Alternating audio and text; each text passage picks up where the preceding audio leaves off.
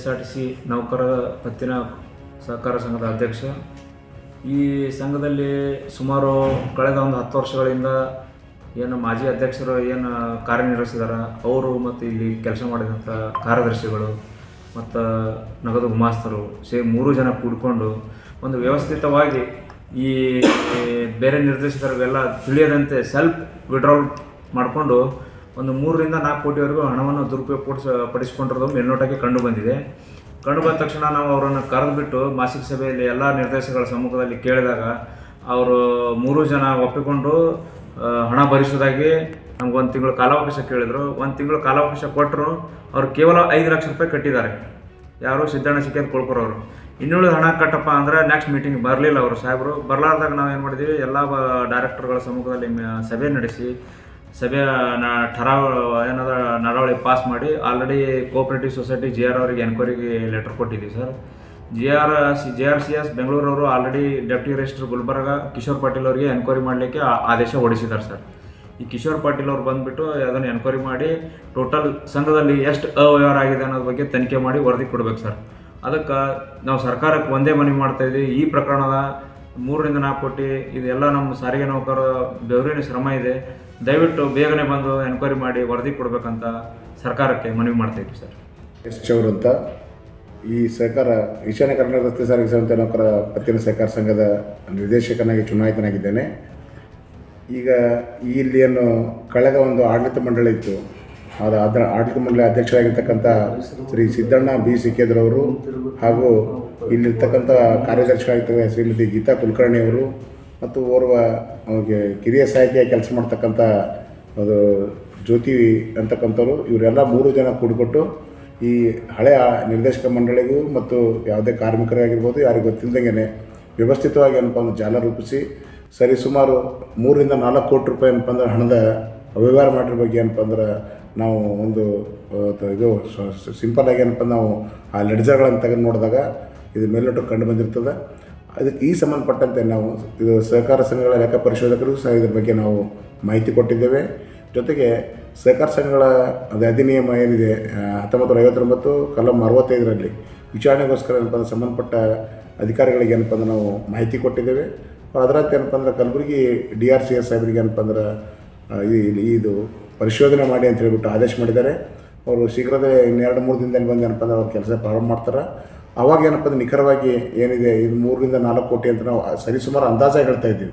ಈ ಅವ್ಯವಹಾರ ಏನಪ್ಪ ಅಂದ್ರೆ ಕಳೆದ 2013-14ರಿಂದ 23-24ನೇ ಸಾಲಿನವರೆಗೆ ನಡೆದಿದೆ ಅಂತಕ್ಕಂಥದ್ದು ನಾವು ದಾಖಲೆಗಳಿಂದ ನಾವು ಸುಮ್ಮನೆ ಕಣ್ಣಾಯಿಸಿ ನೋಡಿದಾಗ ಕಂಡು ಬರ್ತಾಯಿದೆ.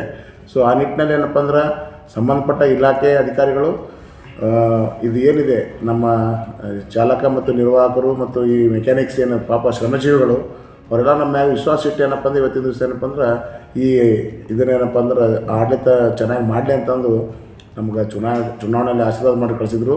ಬಟ್ ಈ ಏನು ಅವ್ಯವಹಾರ ಮಾಡಿರ್ತಕ್ಕಂಥ ವ್ಯಕ್ತಿ ಏನಿದೆ ಅಂದ್ರೆ ಇದು ನಮ್ಮದೇ ಪೆನಲ್ಲಿ ಇರ್ತಕ್ಕಂಥವ್ನು. ಇನ್ನೊಂದು ಇತಿಹಾಸ ಇದೆ, ಕರ್ನಾಟಕದಲ್ಲಿ ಆಗಿರ್ಬೋದು ಇಡೀ ದೇಶದಲ್ಲೇ ಸ್ವಪಕ್ಷೀಯರ ಮೇಲೆ ವಿಚಾರಣೆಗೆ ಏನಪ್ಪ ಅಂದ್ರೆ ಎಲ್ಲರೂ ಆದೇಶ ಕೊಟ್ಟದಂದ್ರೆ ಅದು ನಮ್ಮ ಪತ್ತಿನ ಸಹಕಾರ ಸಂಘದಲ್ಲಿ ಈ ಸಂದರ್ಭದಲ್ಲಿ ಹೇಳೋಕ್ಕೆ ಇಷ್ಟಪಡ್ತೀನಿ ನಾನು. ಯಾಕಂದ್ರೆ ಆ ವ್ಯಕ್ತಿ ನಮ್ಮ ಪಕ್ಷದ ಅಂದರೆ ನಮ್ಮ ಪೆನಲಲ್ಲಿ ಇದ್ದರೂ ಕೂಡ ಅವನು ನಿಷ್ಪಕ್ಷಪಾತವಾಗಿ ಅವನಿಗೆ ಹೇಳಿದೆವನು, ಅಪ್ಪ ನೀನು ಎನ್ಕ್ವೈರಿಯಲ್ಲಿ ಏನಿದೆ ತಪ್ಪಪ್ಪು ಅಂತ ನೋಟಿಸ್ ಕೊಟ್ಟರು ನಮ್ಮ ಅಧ್ಯಕ್ಷರು.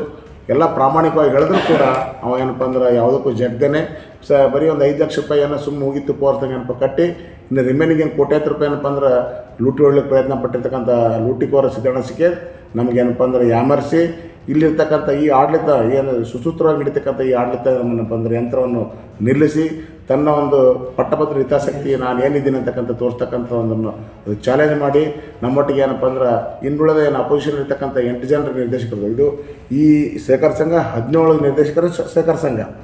ಇಲ್ಲಿ ಸಂಖ್ಯಾಬಲ ಇರೋದು ಯಾರು ಸಂಖ್ಯಾಬಲ ಇರುತ್ತೆ ಪ್ರಜಾಪ್ರಭುತ್ವ ವ್ಯವಸ್ಥೆಯಲ್ಲಿ ನಮ್ಮದು ಇತ್ತು 9 ಬೇಕಾಗಿರೋದು ಸರ್ಕಾರಕ್ಕೆ. ನಾವಿಲ್ಲಿ ಇದು ಸರ್ಕಾರ ರಚನೆ ಮಾಡಿದೆವು, ಇನ್ಕ್ಲೂಡಿಂಗ್ ದಟ್ ಥಿಫ್ಟ್ ಆ ಕಳ್ಳನ್ನು ಒಳಗೊಂಡು. ಆದಾಗ್ಯೂ ಕೂಡ ಆ ಯಪ್ಪ ಏನಪ್ಪ ಅಂದ್ರೆ ಈ ಹಣ ಭರಿಸುವಂದಾಗ ಏನಪ್ಪ ಅಂದ್ರೆ ಸ್ವೋಪದೃಷ್ಟಿ ಮಾಡ್ಕೊಂಡು ಆ ಎದುರುಗಡೆ ಇರ್ತಕ್ಕಂಥ ಜನರೇನಪ್ಪ ಅಂದ್ರೆ ಒಂದು ದುಡ್ಡಿನ ಆಮಿಷ ಒಡ್ಡಿ ಅಥವಾ ಕುದುರೆ ವ್ಯಾಪಾರ ಮಾಡಿನೋ ಏನೋ ಮಾಡಿ ಏನಪ್ಪ ಅಂದ್ರೆ ಈ ಸಹಕಾರ ಸಂಘ ಅಸ್ಥಿರಗೊಳಿಸ್ಲಿಕ್ಕೆ ಏನಪ್ಪ ಅಂದ್ರೆ ವ್ಯವಸ್ಥಿತವಾಗಿ ಏನಪ್ಪ ಸಂಚು ಮಾಡಿ ಮೊನ್ನೆ ಶನಿವಾರ ಏನಪ್ಪ ಅಂತಂದರೆ ಈ ಸಹಕಾರ ಸಂಘಕ್ಕೆ ಏನಪ್ಪ ರಾಜೀನಾಮೆ ಕೊಡೋ ಮುಖಾಂತರ ಏನಪ್ಪ ಅಂದ್ರೆ ಈ ವ್ಯವಸ್ಥೆಗೊಳಿಸ್ತಕ್ಕಂಥ ಒಂದು ವ್ಯವಸ್ಥೆ ಮಾಡಿದ್ದಾನೆ. ಅದಕ್ಕೆ ಒಂದು ವೇಳೆ ಚುನಾವಣೆ ಬಂದರೂ ಕೂಡ ನಾವು ಪ್ರಾಮಾಣಿಕವಾಗಿ ಏನಪ್ಪ ಅಂದ್ರೆ ನಮ್ಮ ತಲೆದವ್ರು ಏನಪ್ಪ ಅಂದ್ರೆ ನಾವು ಎದುರಿಸ್ತೀವಿ. ಸಹಕಾರ ಸಂಘಗಳ ಅಧಿಕಾರಿಗಳು ಏನಪ್ಪ ಅಂದ್ರೆ ಇದ್ರ ಬಗ್ಗೆ ಪರಿಶೀಲನೆ ಮಾಡಬೇಕು.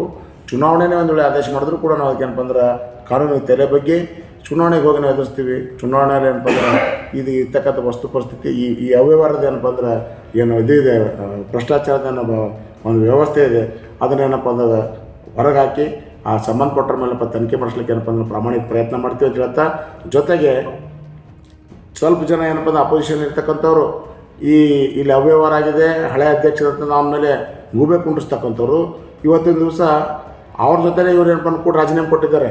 ಅವ್ರಿಗೆ ಇವತ್ತಿದ್ರೆ ಈ ಸಂದರ್ಭದಲ್ಲಿ ನಾನು ಒಂದು ಪ್ರಶ್ನೆ ಕೇಳೋಕ್ಕೆ ಇಷ್ಟಪಡ್ತೀನಿ. ನೀವು ಕಳ್ಳರು, ಅವರು ಕಳ್ಳರು ಕೂಡ ಮನೆ ಹಂಚ್ಕೊಂಡಾಗ ಏನಪ್ಪ ಅಂದ್ರೆ ಕಾರ್ಮಿಕರು ಹಣ ಹಂಚ್ಕೊತಾ ಇದ್ದೀರಾ. ಇದೇನಪ್ಪ ಅಂದ್ರೆ ಸರಿಯಲ್ಲ.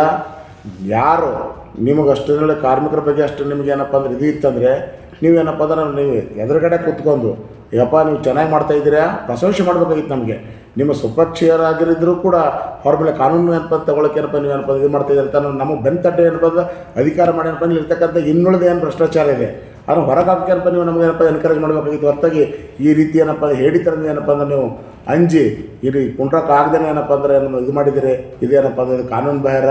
ಅದಕ್ಕೊಂದು ವೇಳೆ ನಿಮಗೇನಾದ್ರೆ ಒಂದು ವೇಳೆ ಇದು ಮಾಡಬೇಕಾಗಿತ್ತಂದರೆ ಈಗ ಸಹಕಾರ ಸಂಘದ ಅಭಿವೃದ್ಧಿ ಮಾಡಬೇಕಾಗಿತ್ತಪ್ಪ ಅಂತಂದ್ರೆ ಇನ್ನೂ ಏನಪ್ಪ ಅಂದ್ರೆ ನೀವು ಏನಪ್ಪ ಅಂದ್ರೆ ಬಂದು ನಮ್ಮ ಜೊತೆ ಕುಂತು ಮಾತಾಡ್ರಿ. ಕಾರ್ಮಿಕರಿಗೆ ಏನಪ್ಪ ಅಂದ್ರೆ ನ್ಯಾಯ ಒದಗಿಸುವ ನಿಟ್ಟಿನಲ್ಲಿ ಏನಪ್ಪ ಅಂದ್ರೆ ನಾವು ಎಲ್ಲರ ಜೊತೆ ಏನಪ್ಪ ಅಂದ್ರೆ ಸಹಕಾರದಿಂದ ಇರ್ತೀವಿ ಅಂತ ಈ ಸಂದರ್ಭದಲ್ಲಿ ಹೇಳ್ತಾ, ಮುಂದಿನ ದಿನಗಳಲ್ಲಿ ಪ್ರತಿಯೊಬ್ಬ ಕಾರ್ಮಿಕರಿಗೆ ಏನಪ್ಪ ಅಂದ್ರೆ ಈ ಸಹಕಾರ ಸಂಘದಲ್ಲಿ ಆಗಿರ್ತಕ್ಕಂಥ ಅವ್ಯವಹಾರದ ಬಗ್ಗೆ ಏನಪ್ಪ ಅಂದ್ರೆ ಪ್ರತಿಯೊಂದು ಏನಪ್ಪ ಅಂದ್ರೆ ನಾವು ಕಾನೂನಾತ್ಮಕವಾಗಿ ಏನಪ್ಪ ಅಂದ್ರೆ ಬಿಚ್ಚಿಟ್ಟು ಯಾರೇ ವ್ಯಕ್ತಿ ಆಗಿರ್ಬೋದು.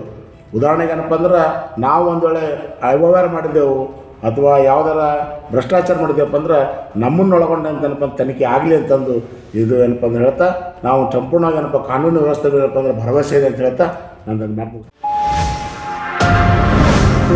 Media network.